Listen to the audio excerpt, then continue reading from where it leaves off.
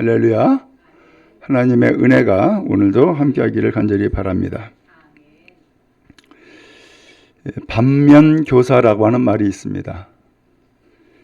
다른 사람이나 어떤 일에 대해서 잘못된 것을 보고서는 아하, 나는 저러면 안 되겠구나 라고 긍정적인 어떤 교훈을 얻는 것, 바로 이것을 한자성어로 반면교사라고 이야기를 합니다. 이 반면교사라고 하는 이야기는 1960년 중국 마오쩌둥이 문화대혁명을 일으킵니다. 문화대혁명을 일으키면서 전국에 있는 모든 책들을 전부 다 모아가지고서 다 불태워 없애버립니다. 그 이유는 이 책이 우리들의 사상을 오염시킨다, 잘못되게 한다 라고 해가지고서 다 불태워 없앱니다. 그리고 또한 종교는 이건 잘못된 사상이다. 그래서 종교를 대대적으로 탄압을 합니다. 바로 그것이 문화대혁명입니다. 근데 그런 문화대혁명에서 많은 것들을 전부 다 불태우고 없애버리고 하니까 나중에서 깨달았어요. 아, 그 책을 불태우는 것은 우리 대대로 이어온 어떤 지식재산, 그 다음에 문화와 교양, 이런 학문, 이 모든 것들을 송두리째 없애버리는 결과를 가져왔구나 라고 하는 것을 깨달았어요. 그래서 다음부터는 이래서는 안 된다 라고 하는 것을 깨닫고서 그때 나온 말이 뭐라고요? 반면교사다 라고 하는 거예요. 오늘 여기 성경에도 보면은 반면교사의 사건이 생겨요. 바로 그것이 무엇이냐면은 언약궤를 짊어오는 일이에요. 이스라엘 백성에게는 하나님께서 특별한 은혜를 베풀어 주었어요. 그리고서는 그 이스라엘 백성을 하나님의 백성으로 하나님이 택하신 거예요. 근데 하나님이 눈에 보여요, 안 보여요? 아니, 공교롭게도 하나님이 눈에 안 보여. 심지어는 하나님을 보고자 해도 볼 수가 없어요. 왜냐하면은 하나님을 본 사람은 야, 다시금 하나님을 보면 안 되겠다 해가지고서는 하나님 앞에 이야기하죠. 하나님이 우리에게 보이지 마십시오. 그리고 하나님이 하시고자 하는 말씀이 있다면은 선지자를 세워서 말씀해 주시면 우리가 듣겠습니다. 왜냐하면은 하나님을 만난 순간 마치 지렁이가 햇빛을 쬐면은 말라 죽는 것처럼 죽을 것이라고 생각을 했습니다. 그렇게 두렵고 떨림으로 하나님을 만난 경험이 있었던 거예요. 자, 그래서 그 이후에 하나님께서 하나님의 택한 백성에게 하나님을 상징하는 법궤라고 하는 것을 만들게 했어요. 한번 사진 한번 보여주세요. 예, 이건데 나무 상자예요. 나무 상자인데 안으로 밖으로 전부 다 금을 씌웠어요. 그리고 이 상자 뚜껑에는 천사 둘이 서로 날개를 마주하면서 펼쳐져 있죠. 그 천사 둘이 마주하면서 펼쳐진 그곳에서 하나님이 만나시겠다는 거예요. 그리고 이 법궤라고 하는 이 상자 안에는 무엇이 들어있느냐? 하나님의 계명판, 모세에게 기록해준 돌판이 이 상자 안에 담겨져 있어요. 그리고 하나님이 말씀하는 거예요. 바로 하나님이 명령하시는 그 말씀을 이 법궤에서, 그리고 법궤 위의 속죄소에서 하나님이 만나고 거기에서 말씀하겠다라고 이야기하신 거예요. 자, 그래서 이 법궤는 성전에서 가장 소중한 자리예요. 그래서 성전을 보면은 성소가 있고 지성소가 있는데, 예를 들면 여러분이 앉아있는 자리가 성소예요. 근데 이 성소에 커튼처럼 휘장이 맞춰져 있고 안에 있는 이 공간을 지성소라 그래요. 근데 이 지성소 안에는 바로 이 법궤가 세워져 안치되어 있는 거예요. 그래서 이 지성소에 있는 이 법궤는 가장 소중한 것이고, 그리고 이 법궤 안에는 바로 하나님의 계명판, 말씀이 거기 안에 담겨져 있는 거예요. 바로 이 법궤를 하나님께서 이스라엘 백성들에게 만들라라고 지시를 해서 만들게 된 거예요. 그리고 여기 상자에 보면은 양쪽으로 긴 대가 있죠? 그건 무엇이냐면은 이 법궤를 옮길 때에 어깨에다가 매는 거예요. 바로 이 두 개의 채도 역시 금으로 다 쌌어요. 자, 이렇게 되어 있는데 이스라엘 백성이 이렇게 법궤를 만들도록 하고 이 법궤를 이스라엘 백성들이 가지고 있었는데 한 번은 무슨 일이 생겼냐면은 블레셋이라고 하는 이 족속과 이스라엘과 전쟁을 하게 된 거예요. 근데 이 전쟁을 했는데 이스라엘이 날마다 블레셋한테 지는 거예요. 그러니까는 이기고 싶겠죠? 이기고 싶으니까 작전 회의를 짰어요. 우리가 어떻게 하면 저 블레셋을 이길까? 그러면 이렇게 한번 해보자. 하나님이 우리에게 법궤를 주었는데 이 법궤를 가지고 이 법궤를 모시고서 전쟁터에 나가자. 그러면 하나님이 우리에게 승리를 주지 않겠냐?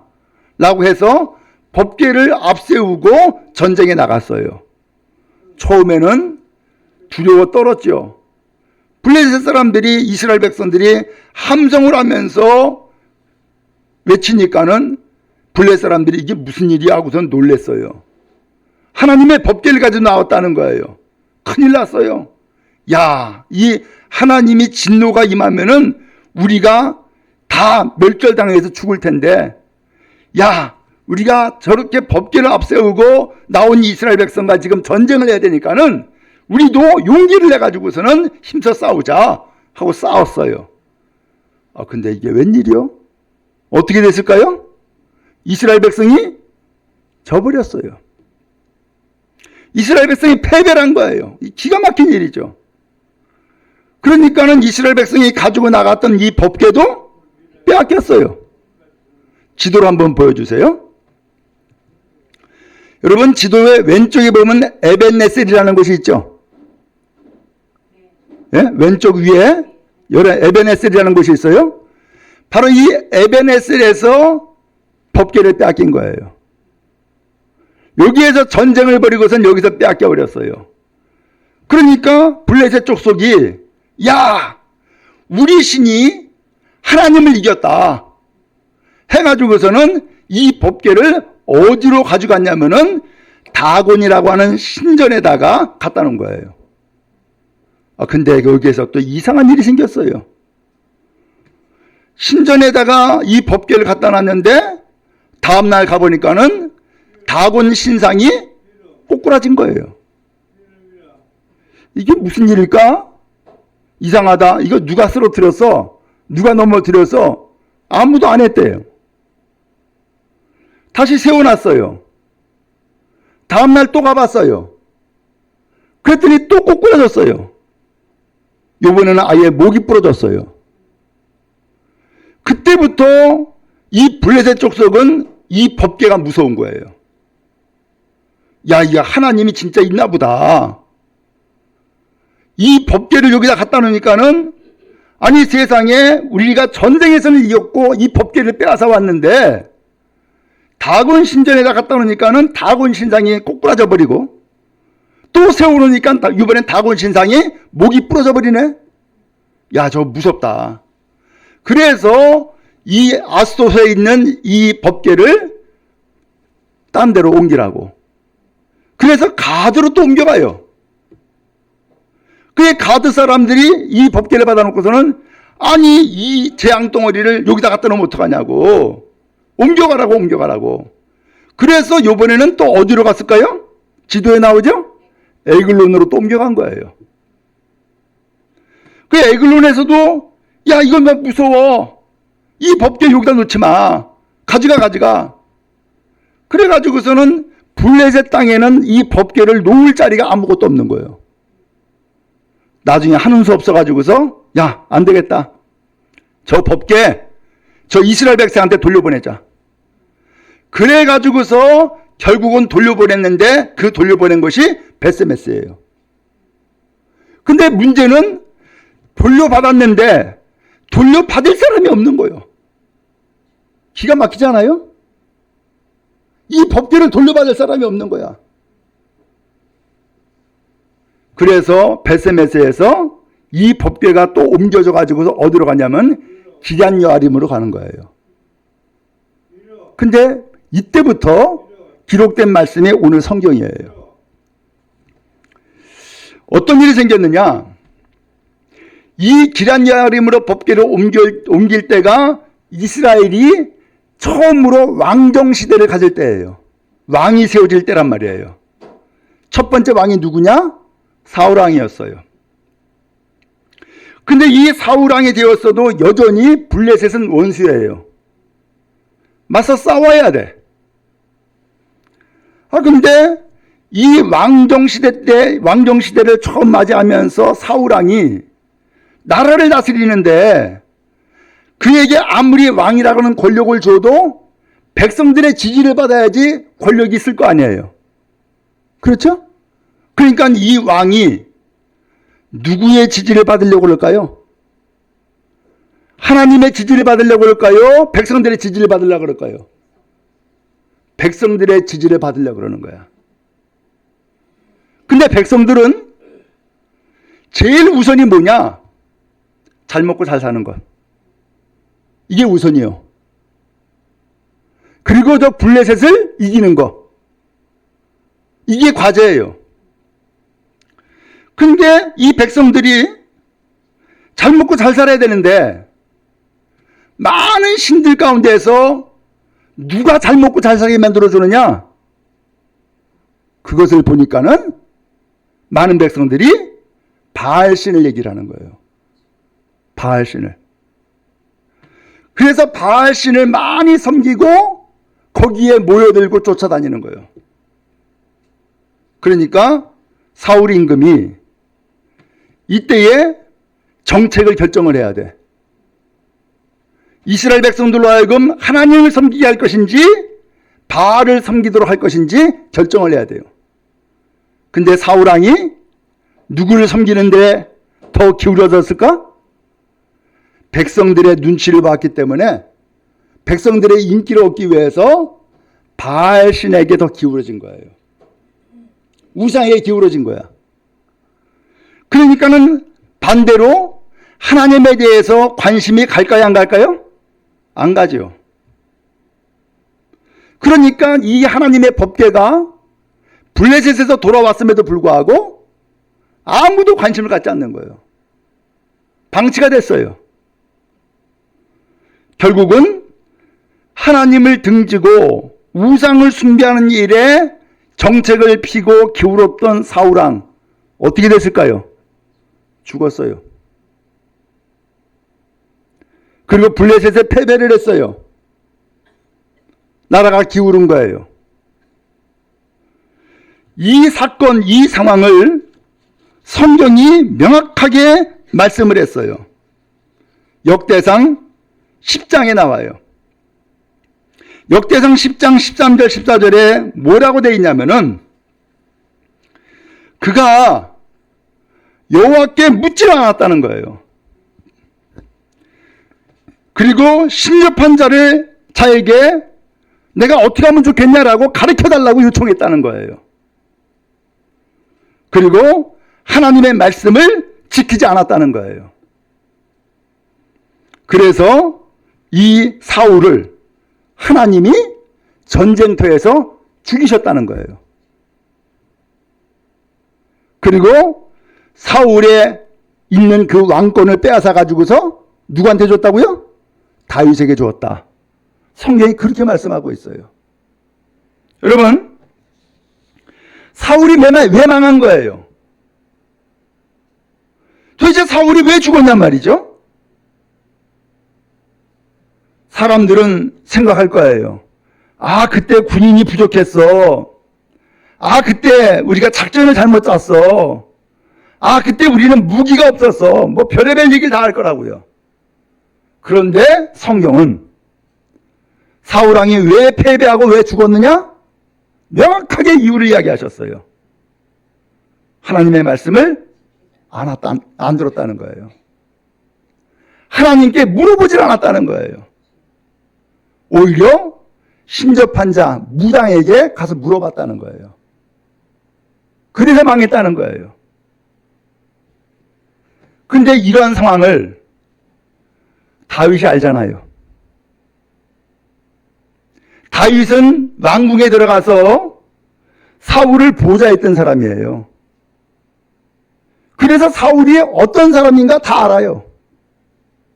그가 과거에 악령에 시달려가지고서는 미친 짓을 했던 일들, 그리고 다윗을 죽이려고 군대를 보내가지고 추격했던 일들, 그리고 심지어는 다윗을 추격하다가 거꾸로 역전이 돼가지고서는 다윗에게 죽을 뻔한 두 번의 일이 있었는데 그때마다 다윗이 사울왕을 죽이지 않고 살려줬던 일들 다 알잖아요. 그러다 보니까는 이 다윗은 사울이 왜 죽었는지, 왜 망했는지 알아요, 몰라요? 알아요. 왜 죽었어요? 하나님께 묻지 않아서. 하나님께 나아가질 않았고, 하나님의 말씀을 듣지 않았고, 하나님을 섬기지 않았어요. 오직 우상 숭배하고, 우상 숭배하는 백성들한테 지지받고 인정받으려고 그쪽으로 정책을 피는 일에 힘썼어요. 하나님은 살아계시죠. 그러니까 더 이상 하나님의 말씀을 듣지 않는 이 사울왕을 하나님은 가만두질 않았어요. 전쟁터에 나가서 사울왕과 더불어서 그의 아들들을 다 죽여요. 그리고 사울왕권은 끝났어요. 오늘 여러분, 이 사울왕의 패배를 통하여서 다윗은 반면교사를 삼은 거예요. 그게 오늘 성경에 나오죠. 이 다윗이 드디어 임금이 되었어요. 다윗이 임금이 되었는데 가장 먼저 한 일이 뭘까? 가장 먼저 한 일이 뭘까? 그 가장 먼저 한 일은 대단히 중요한 일이죠. 그럼 도대체 다윗이 한 일이 가장 먼저 한 일이 뭘까?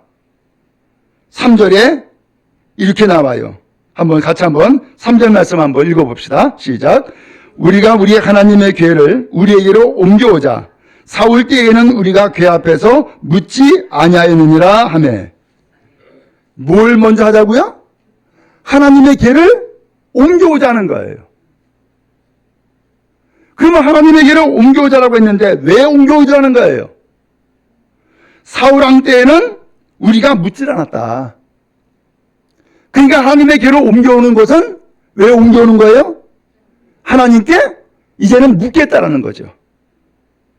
사울왕은 안 물어봤지만 다윗은 물어보겠다는 거예요. 그럼 하나님께 묻겠다라고 하는 것은 무슨 뜻이에요? 하나님께 나아가겠다는 얘기고, 하나님 앞에 기도하겠다는 얘기고, 하나님의 말씀을 듣겠다는 얘기죠.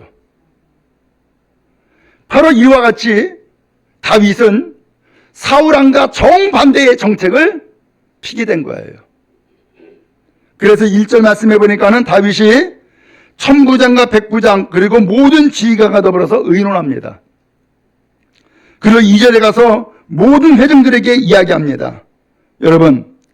여러분이 좋게 여기고 이 일이 여호와 하나님께서 기뻐하시는 일을 한다면은 여기 이스라엘 온 땅에 남아있는 우리 형제, 초원에 딸린 성읍에 사는 제사장, 그리고 레위 사람들에게 전령을 보내가지고서 다 우리에게 모이게 합시다. 왜 모여오느냐? 왜 다 모으느냐? 다윗이 정권을 잡으니까 이스라엘 12지파에서 많은 사람들이 다윗을 지지합니다. 다윗을 지지합니다 하고서는 다 몰려들었어요. 그런데 100% 다 지지했을까? 아니요. 지지하지 않은 사람들 많아요. 근데 이 지지하지 않은 사람들을 오늘 성경에서는 남아있는 형제라고 표현을 했고요. 초원에 딸린 성읍에 사는 제사장과 레위 사람이라고 표현을 했어요. 다 지지한 게 아니에요. 왜냐하면 이 다윗은 왕가 족속이 아니잖아요. 다윗은 양치기에 불과했잖아요. 그러니까 기존의 권력을 가지고 있고 귀족 행세를 했고 살았던 사람들에게 있어서는 이 다윗이 왕이 되는 것이 마땅치가 않아. 그러니까는 지지하지 않았단 말이에요.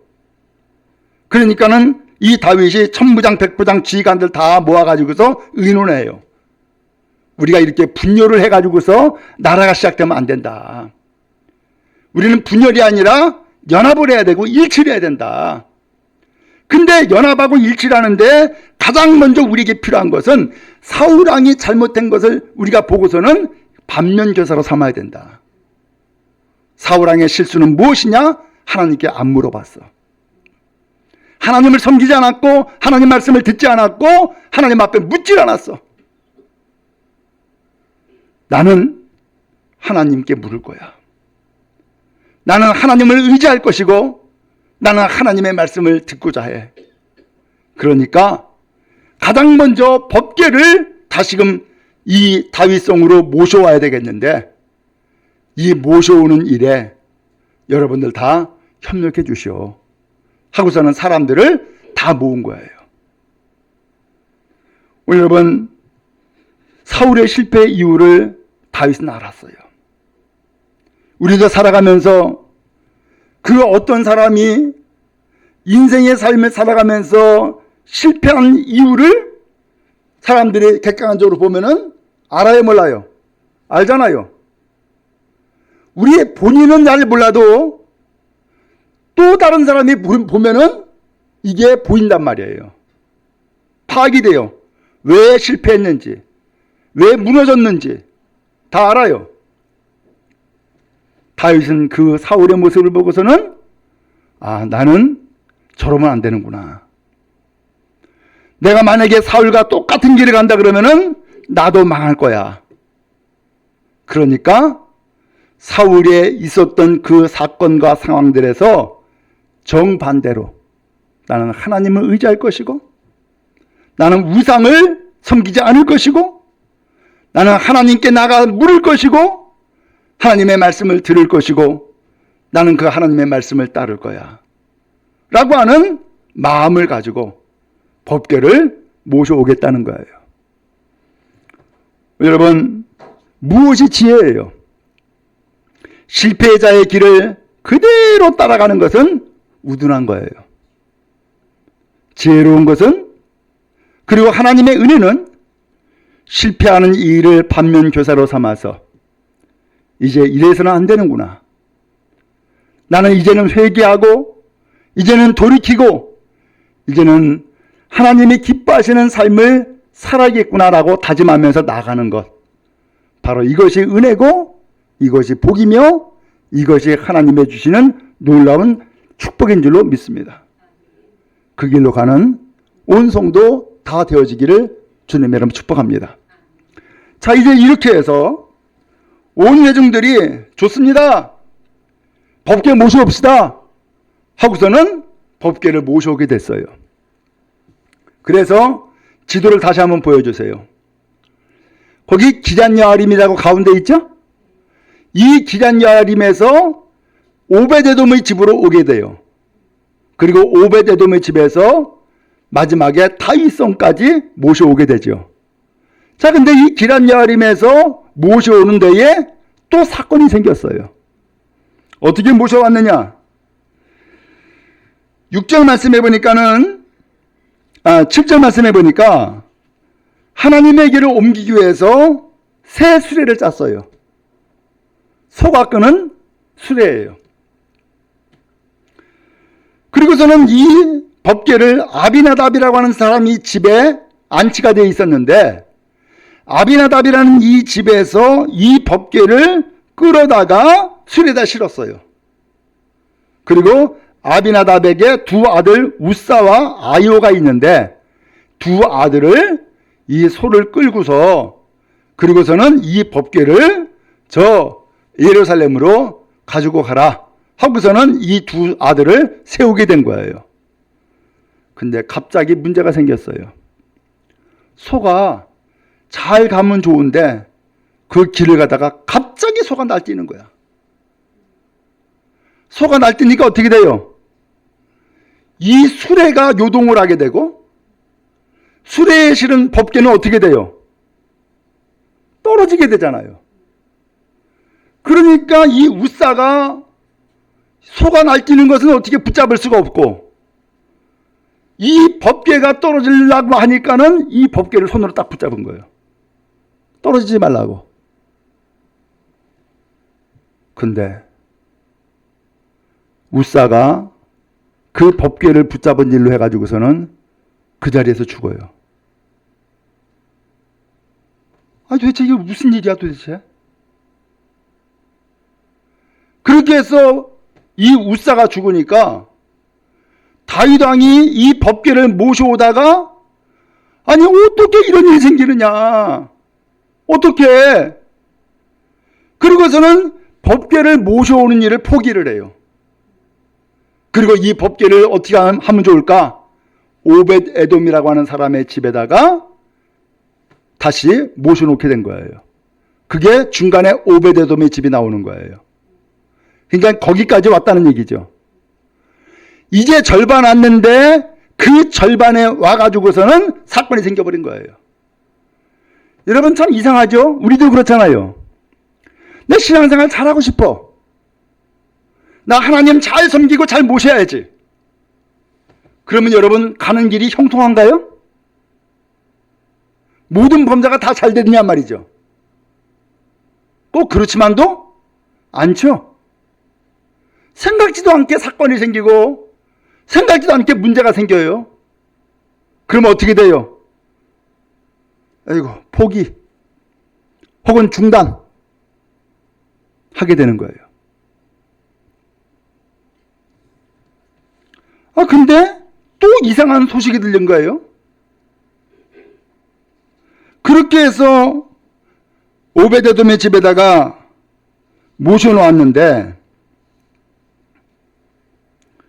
3달이 지났는데 오베데돔의 집이 복을 받았다는 거예요. 그 법궤를 모시는 일 때문에. 이 오베데돔은 억지로 모시게 된 거예요. 내가 모시겠다고 한 것도 아니고 다윗 왕이 너희 집에다가 안치시켜놔 라고 맡겨놨기 때문에 억지로 받은 거야. 근데 이 오베데돔이 석 달 만에 복을 받았다는 거예요. 그러니까 다윗이 그 소식을 듣고서는 그래? 그리고서는 이 법궤를 다시 모셔오게 된 거예요. 근데 처음에는 다윗이 실패했잖아요. 두 번째 실패하면 돼야 안 돼요? 안 되죠. 근데 다행스럽게 두 번째는 실패하지 않고 성공했어요. 법궤를 예루살렘으로 모셔오게 된 거예요. 왜 그랬을까라는 거예요.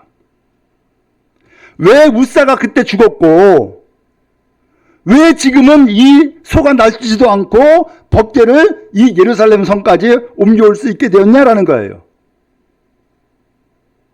이유가 있었어요.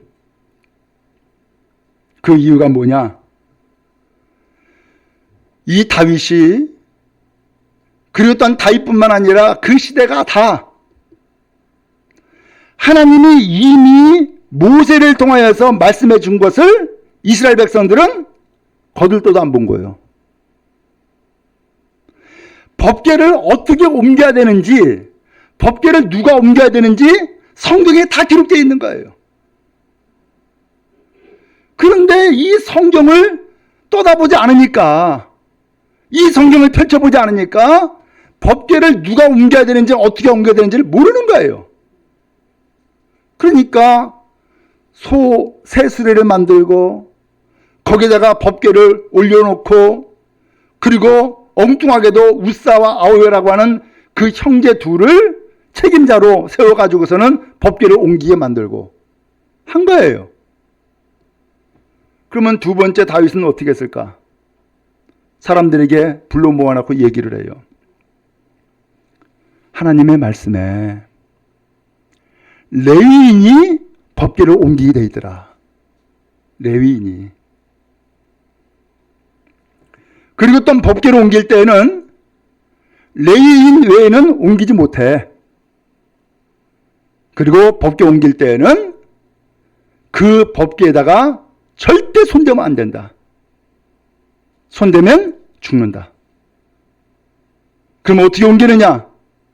법궤에 이미 깨워놓은 채, 그 채를 붙잡고 어깨에 메고 네 사람이서 옮기는 거다 라고 하는 것을 말하게 된 거예요. 성경 이야기죠. 성경대로 말씀한 거예요. 드디어 이스라엘 백성들이 다윗 왕의 그 지시에 따라서, 또한 다윗 왕은 성경의 말씀에 따라서 레위인을 뽑아요.